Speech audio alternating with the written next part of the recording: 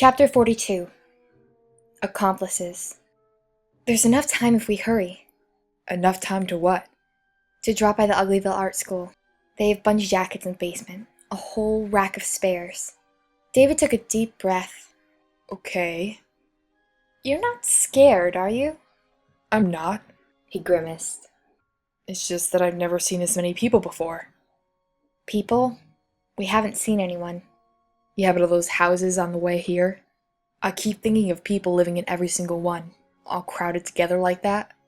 Tally laughed. You think the burbs are crowded?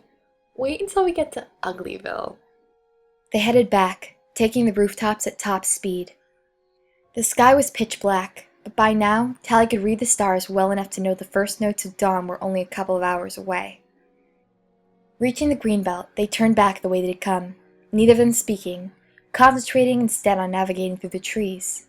This arc of the belt brought them through Cleopatra Park, where Tally threaded the slalom poles for old time's sake. Her instincts twitched as they passed the path down to her old dorm. For a split second, it felt as if she could make the turnoff, climb in through a window, and go to bed. Soon, the jumbled spires of Uglyville Art School rose up, and Tally brought the two of them to a halt. This part was easy. It seemed like a million years ago that Tally and Shay had borrowed one of the school's bungee jacks for their final trick, Shay's leap onto the new uglies in the dorm library. Tally retraced her steps to the exact window they jimmied in, concealed behind decorative bushes, and found that it was still unlocked. Tally shook her head. This sort of burglary had seemed so daring 2 months before. Back then, the library stunt was the wildest prank she and Shay could dream up. Now she saw tricks for what they were, a way for uglies to blow off steam until they reached 16. Nothing but meaningless distraction until their mutinous natures were erased by adulthood. Give me the flashlight, and wait here. She slipped in, found the rack of spares, grabbed 2 bungee jackets, and was out in less than a minute. When she pulled herself out of the window, she found David staring at her with wide eyes. "What?" she asked. You're just so good at all of this. So confident. It makes me nervous just being inside city limits. She grinned. This is no big deal. Everyone does it. Still, Tally was happy to impress David with her burglary skills. In the last few weeks, he taught her how to build a fire, scale a fish, pitch a tent, and read a contour map. It was nice to be the competent one for a change. They crept back to the greenbelt and reached the river before the sky had even shown a sliver of pink, zooming past the white water and onto the vein of ore. They sighted the ruins just as the sky was beginning to change. On the hike down, Tally asked, "Tomorrow night, then?" No point in waiting. No. And there was every reason to attempt the rescue soon. It had been more than 2 weeks since the invasion of the smoke. David cleared his throat. So, how many specials do you think will be in there? When I was there, a lot.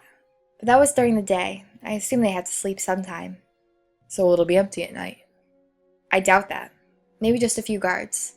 She didn't say more. Even one special would be more than a match for a pair of uglies.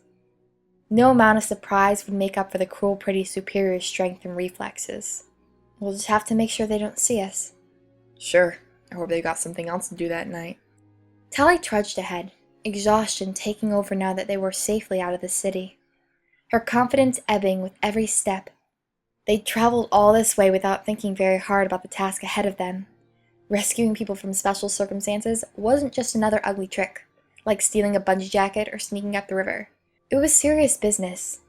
And although Croy, Shane, Maddie, and Az were probably all prisoners in those horrible underground buildings, there was always the possibility that the Smokies had been taken somewhere else. And even if they hadn't, Tally had no idea exactly where they'd be inside the warren of puke-brown hallways. "I just wish we had some help," she said softly. David's hand settled on her shoulder, bringing her to a halt. Maybe we do. She looked at him questioningly, then followed his gaze down toward the ruins. At the top of the highest spire, the last few flickers of a safety sparkler were sputtering out. There were uglies down there. They're looking for me, he said. "So what do we do?" Is there any way back to the city? David asked. "No, but come hiking right up this path." Then we wait. Tally squinted, peering at the ruins. The sparkler had faded, and nothing was visible in the dawn light just starting to spill across the sky. Whoever was down there had waited until the last possible minute to head for home. Of course, if they were looking for David, these uglies were potential runaways. Rebellious seniors, not that worried about missing breakfast. She turned to David. "So I guess uglies are still looking for you, and not just here." Of course, he said. "The rumors will go on for generations in cities all over, whether I'm around or not. Lighting a sparkler doesn't usually get an answer, so it'll be a long time before even the uglies I've met figure out I'm not showing up. Most of them already don't even think the smoke." His voice caught, and Tally took his hand. For a moment, he'd forgotten the smoke didn't, in fact, exist anymore. They waited in silence until the sound of scrambling feet came across the rocks. It sounded like 3 or so uglies, talking in tones as if still wary of the ghosts in the rusty ruins. "Watch this," David whispered, pulling a flashlight from his pocket. He stood and pointed the light up at his own face, switching it on. "Looking for me?" he said in a loud, commanding voice. The 3 uglies froze, wide-eyed and open-mouthed. Then the boy dropped his board, and it crashed into the stones beside him, breaking their paralysis. "Who are you?" one of the girls managed. "I'm David." "Oh, you mean you're..." "Real?" He switched off the light and grinned. "Yeah, I get that question a lot." Their names were Susie, Anne, and Dex, and they had been coming to the ruins for a month now. They had heard rumors about the smoke for years, since an ugly in their dorm had run away.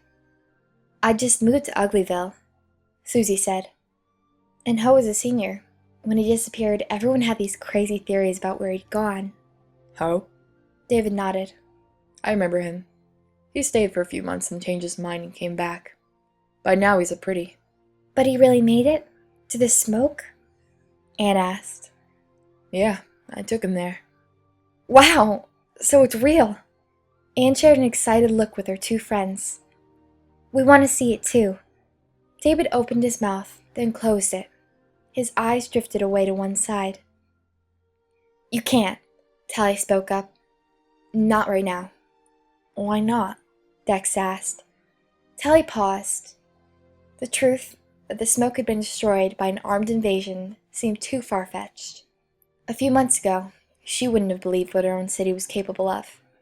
And if she admitted that the smoke was gone, the rumor would make its way down through generations of uglies. Dr. Cable's work would be complete, even if a few rescued Smokies somehow managed to create another community in the wild.